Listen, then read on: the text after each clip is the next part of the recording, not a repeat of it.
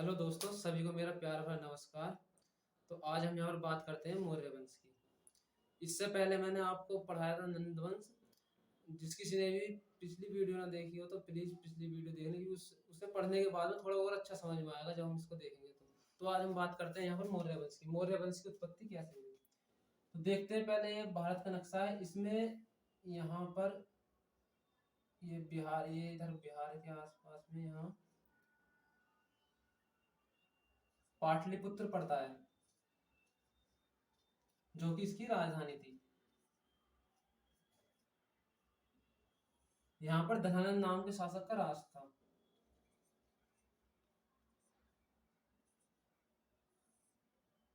धनानंद का राज था यहाँ पर। और इधर हम आएंगे अपने कश्मीर से इधर, तो यहाँ पड़ता था पहले तक्षशिला।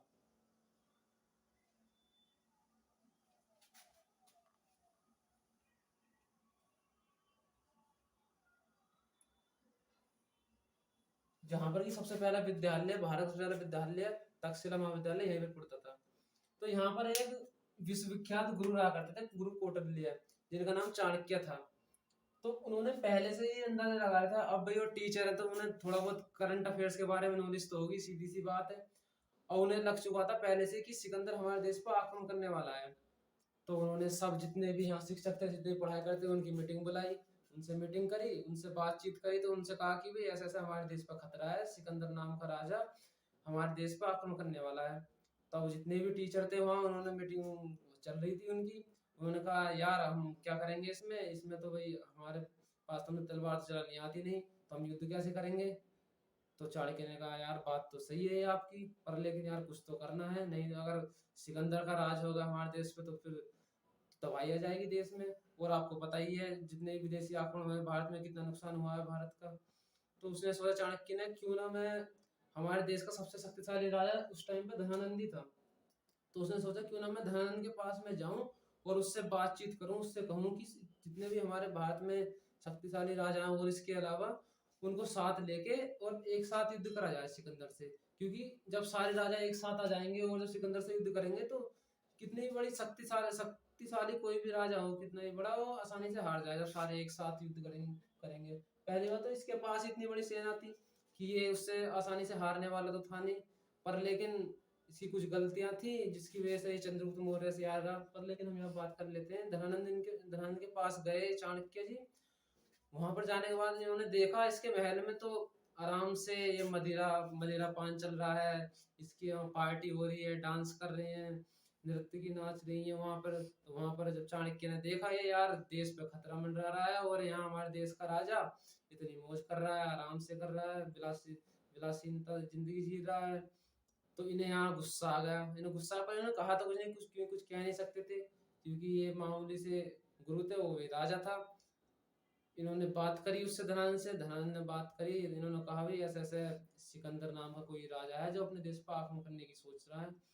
तो धनानंद उस टाइम पे पूरे अहंकार में था अपने, उसने मना कर दिया, देख लूंगा मैं जो भी होगा, राजा वाजा तू टेंशन क्यों ले रहा है, जा तू यहाँ से। उसने धक्के मार के ना बाहर निकाल दिया।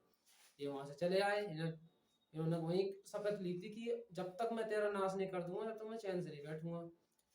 अब इन्होंने ये बात बोल के वहां से आ गए। अब वहां से आते हुए ये रास्ते में जा रहे थे एक दिन। रास्ते में जाते हुए इन्होंने देखा कि एक शिकारी शिकार कर रहा है और उसके पास में 7-8 बच्चे थे, जिसमें से कि एक चंद्रगुप्त भी था। तो ये दूर खड़े हुए देख रहे थे कि एक शिकारी शिकार करता है और उस बच्चे से कहता है कि जो इस शिकार को सबसे पहले जमीन पर गिरने से पहले उठा करके लेकर आएगा उसे मैं 10 दिन तक खाना दूंगा। पर लेकिन उसने एक शर्त रखी थी कि मैं तेरे साथ में कुत्ता भी दौड़ाऊंगा। तो उस शिकारी ने कुत्ता खड़ा कर दिया एक साइड में और एक साइड में चंद्रगुप्त मौर्य। चाणक्य तो देख रहे थे दूर से। अब जब उसने शिकार करा, तीर लगा उसके पक्षी के जाकर पक्षी नीचे को गिरा। चंद्रगुप्त मौर्य इतनी तेज भागे कि कुत्ते से पहले वहां पहुंच गए उसके पास में। अब चाणक्य ने जब उसकी ये देखा उसको, तो उन्हें लगा कि भाई हाँ इसमें कुछ ना कुछ क्षमता है तो है, ये जरूर आईएएस की तैयारी करेगा और आईएएस का पेपर तोड़ देगा ये। और उन्होंने जब, क्योंकि टीचर को तो पता होता है किस बच्चे में कितनी क्षमता है, बस उन्होंने अंदाजा लगा लिया भाई यही हमारे आगे जाकर कुछ नया करेगा हमारे देश में। तो उन्होंने शिकारी से मिले वो और उन्होंने शिकारी से कहा कि यार तू मुझे इस बच्चे को दे दे। शिकारी ने कहा भाई देख ऐसा तो मैं दूंगा नहीं, तुझे पैसे देने पड़ेंगे इसके। तो उन्होंने कहा भाई कितने पैसे लेगा? उन्होंने कहा बस मात्र 1,000 रुपये दे दे। 1,000 सिक्के चला करते, 1,000 के सिक्के थे, सोने के सिक्के मांगे उसने, 1,000 के सोने के सिक्के थे। तो चाणक्य जी ने दिए 1,000 सोने के सिक्के और लिया इसको बालक को जिसका नाम चंद्रगुप्त था, और इसको लेके यहाँ से पाटलिपुत्र से आए और यहाँ तक्षशिला में आ गए। तक्षशिला में उन्होंने उसको 8 साल तक शिक्षा दी। 8 वर्ष तक इन्होंने पढ़ाया, ऐसा मैथ साइंस रीजनिंग सब कराई, तैयारी कराई, सब फुल पूरा फोकस इनका तैयारी पे रहा है कि तू तैयारी करता रहा, तैयारी कराते रहे इसे। और ये एक अच्छे समय का वेट कर रहे थे कि कोई ठीक समय आएगा, उस टाइम पे हम मगध पर आक्रमण करेंगे और धनानंद को हटा देंगे वहां से और तुझे राजा बना दूंगा। चंद्रगुप्त को इसलिए सिखा रहे थे यहाँ पर। इसी समय की एक कहानी आती है कि यहाँ पर ये चंद्रगुप्त मौर्य अपने शिविर में प्रैक्टिस कर रहे थे, तो 7-8 सैनिक थे और ये अकेले थे, उनसे लड़ रहे थे। तो इस समय सिकंदर के साथ में इनका सेनापति था सेल्यूकस।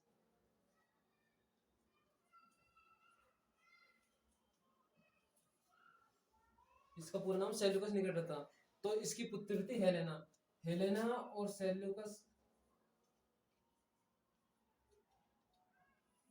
इस टाइम पर सिकंदर के साथ ही थे। तो ये लड़ रहा था 7-8 जनों से। तो इसने देखा, उसने हेलेना ने देखा, अब चंद्रगुप्त ने भी इसको देखा, उसने सोचा यार ये तो बड़ा शक्तिशाली था, 7 जनों से लड़ रहा है अकेला, तो अब आपको आएगा पता ही है। फिर दोनों के बीच में थोड़ी बहुत बात हुई। ऐसी बात होने के बाद में कुछ समय बाद फिर ये बेबीलोना में चली जाती है हेलेना, और ये यही रहता है चंद्रगुप्त मौर्य। चंद्रगुप्त में रहने के बाद में अब थोड़ा बहुत तो इनके बीच में होता है बातचीत।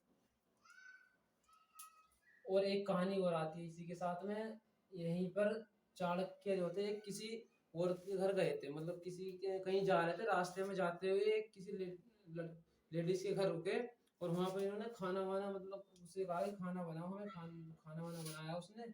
उसका एक छोटा बच्चा था, उसने अपने बच्चे को खिचड़ी करी और थाली में दे दी। उसके बच्चे ने 20 थाली में हाथ डाला।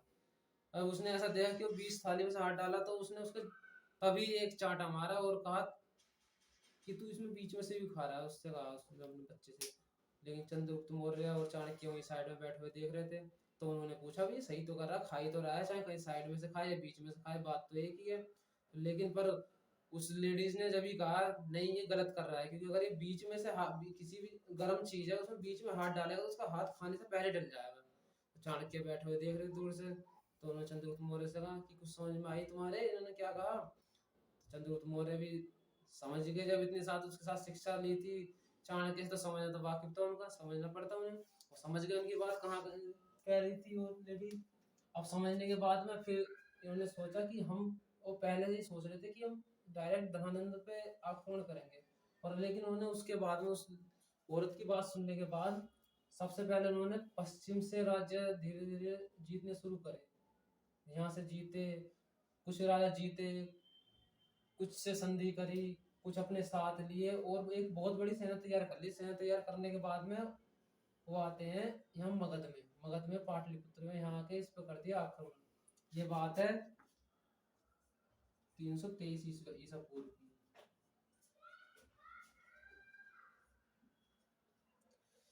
आक्रमण करने के बाद में इसका नतीजा ये निकलता है, धनानंद हार जाता है, इसकी यहाँ पर मृत्यु हो जाती है।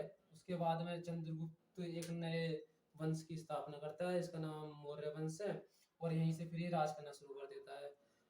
फिर कुछ समय बाद ये चंद्रगुप्त मौर्य सोचते हैं क्यों ना अपने साम्राज्य को बढ़ाया जाए, क्योंकि अब यहीं तक तो ये सीमित रह नहीं सकते। अब इन्होंने सोचा कि हमारा पश्चिम में, क्योंकि सिकंदर आया था ना यहाँ पर, सिकंदर ने पश्चिम के कुछ प्रांतों को जीत लिया था उस टाइम पे। जीतने के बाद में वो अपने सेल्यूकस जो था, सेल्यूकस को ले गया था, सेल्यूकस निकेटर को सौंप गया था कि यहाँ का राजपाट तू संभाल, तू देखी जैसे भी करना है तेरे को, तेरे को संभालना आएगा। तो दोनों ने योजना बनाई, चाणक्य ने और चंद्रगुप्त मौर्य ने मिलकर योजना बनाई। इन्होंने युद्ध की तैयारी करी। युद्ध की तैयारी करने के बाद आक्रमण कर दिया इस पे। यहाँ अफगानिस्तान होता था, यहाँ साइड में पूर्वी अफगानिस्तान।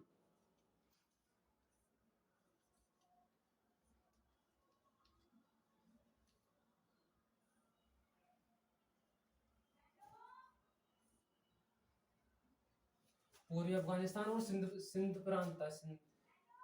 उसको इन्होंने बड़ी आसानी से जीत लिया ना, कोई इतना कठिन काम नहीं था इनके लिए, इन्होंने बहुत आसानी से इसको जीत लिया और जीतने के बाद में अपने साम्राज्य में मिला लिए।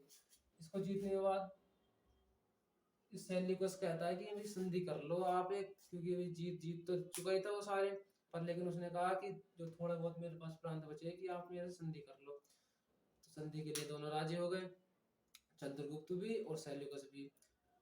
तो सेल्यूकस निकेटर कहता है इनसे भी मैं संधि में अपनी लड़की की शादी तेरे से कर दूंगा।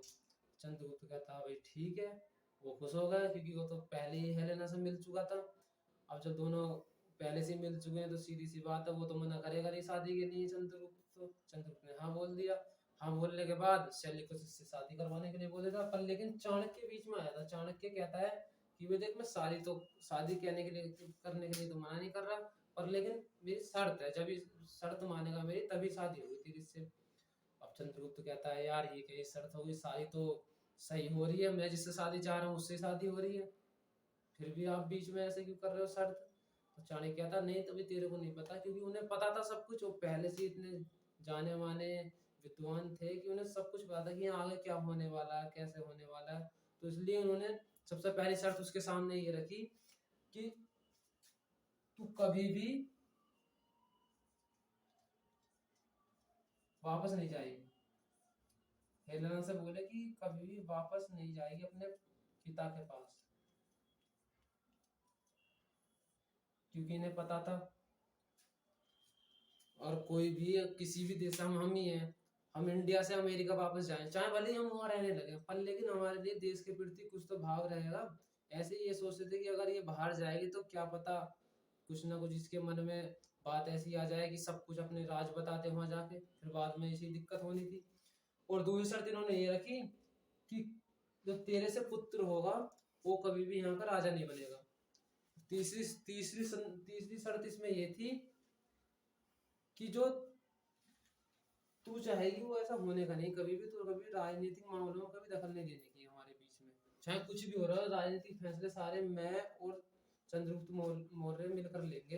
तो बस अपने घर के मामले देखेगी, जितने भी घर में जो भी काम होते हैं वही देखेगी, बस खाली तो राजनीतिक बीच में किसी में भी ना पड़ने की है। तो उसने मान ली भी, हाँ चलो मैं राजी हूँ, मैं सारी शर्त मानने तैयार हूँ। जब मैंने शर्त मान ली तो इनकी होगी शादी। अब शादी करवा दी इनकी। शादी होने के बाद में कुछ वर्षों बाद इनके एक गुरु थे भद्रबाहु।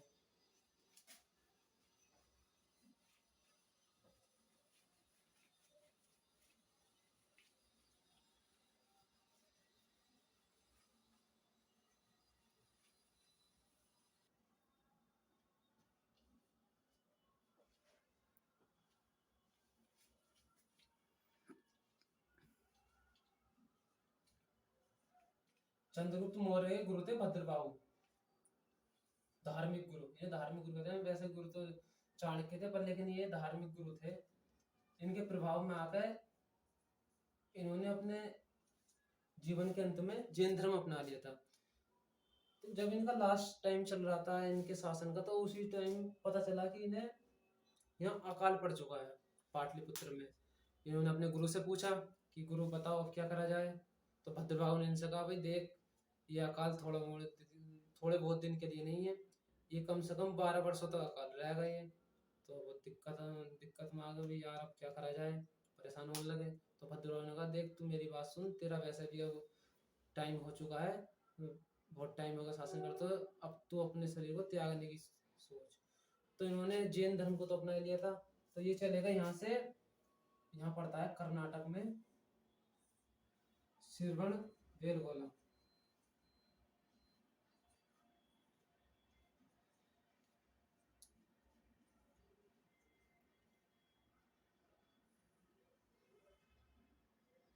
यहाँ श्रवण बेलगोला में जाने के इन्होंने जैन धर्म में एक संतारा प्रथा होती है, जिसमें कि मृत्यु से 1 महीना पहले कुछ भी खाना पीना छोड़ देते हैं। तो इन्होंने सब कुछ खाना पीना छोड़ दिया था और उसके तकरीबन 15-20 दिन बाद ही इनकी मृत्यु हो गई थी। यहाँ पर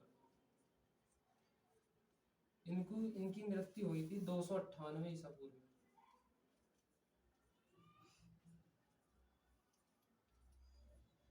और जिस पहाड़ी पर जाकर ये रहे थे ना वहां पर, उस पहाड़ी का नाम था चंद्रगिरी।